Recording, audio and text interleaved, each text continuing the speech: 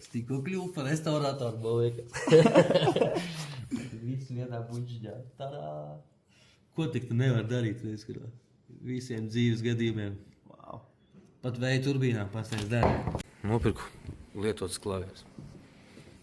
Tāds foršas, Cimerman. Tikko uzskaņojām, skanēs, bet ir problēma. Koks ir izžujis pilnībā un palicis tāds, visa laka palikusi tāds savs āda. Redz, kur izdomājām, pamēģināsim uzlikt lanolīnu. Mums ir tāds plāns visu šito sauso ādu paņemt un atdzīvināt ar fluīdu. Mēģinam. Aiziet.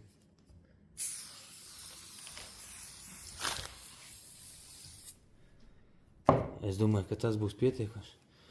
Un tagad mēs vienkārši ar salvetēm, tāpat kā vasku uz mašīnas uzklājam, tāpat šito vasku.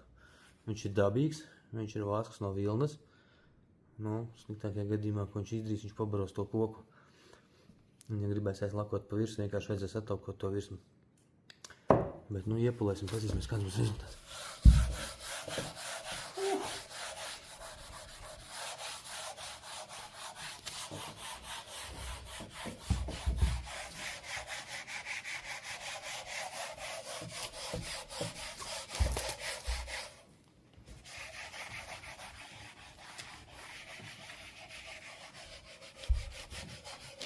Ļoti smuki.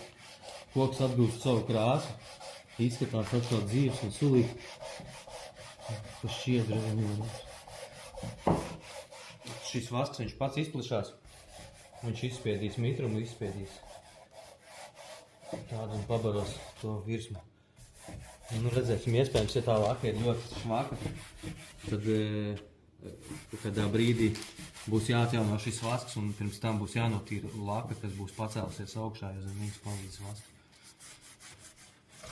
Bet pagaidām es neesmu neko neslīpējis, nekā, un šis klavieres, kas vēl pēc stundas izstījās pēc Saharas tukšņa. Sāk izskatīties pēc to kā vīta. Aiziet, fluīds.